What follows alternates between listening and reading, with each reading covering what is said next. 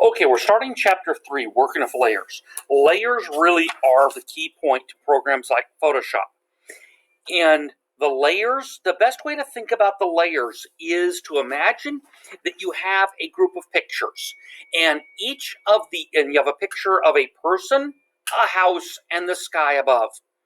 And each of those is on a separate sheet of plastic. So you would lay down the picture of the sky above, you'd put the house down, and then you'd put the person down. So the order, what you'd be looking at when you look down at that stack is a person standing in front of a house with the sky up above. Now, maybe you decide you want to change that from clear sky with the sunshine to something that's cloudy. You would pull out that one slide that has the sun shining and put in a sky that has the clouds. And it's not going to make any difference to the image. You can manipulate the elements of the image independently. And this is the key point to layers and to what we're doing from this point on.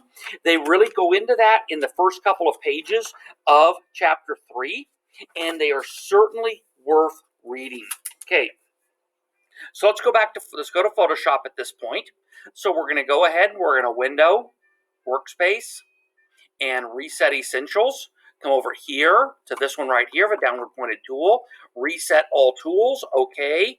Now I do note these colors are still set to something that I was doing before, so I'm also going to press the letter D as in Delta on my keyboard. Okay.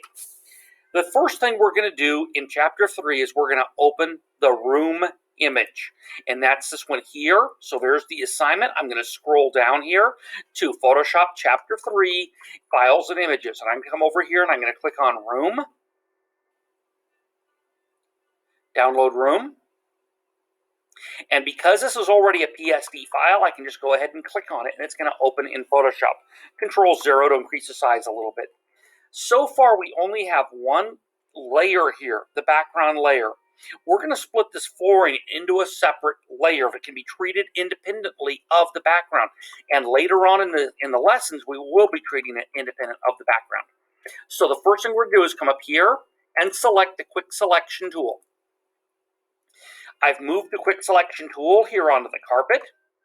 I'm going to press and hold the left mouse button down and move just a little bit to the right. And now you can see that selection, those marking chain ants, the marquee, all the way around that edge. Now, I have not changed tools. I'm going to right click. And I'm going to select Layer Via Cut. The word via means by way of. Like Parvion via air, that the mail's been delivered by air. So, click over here. Now we have a new layer that we've just created. We're going to double click on the words Layer 1 and name that Carpet.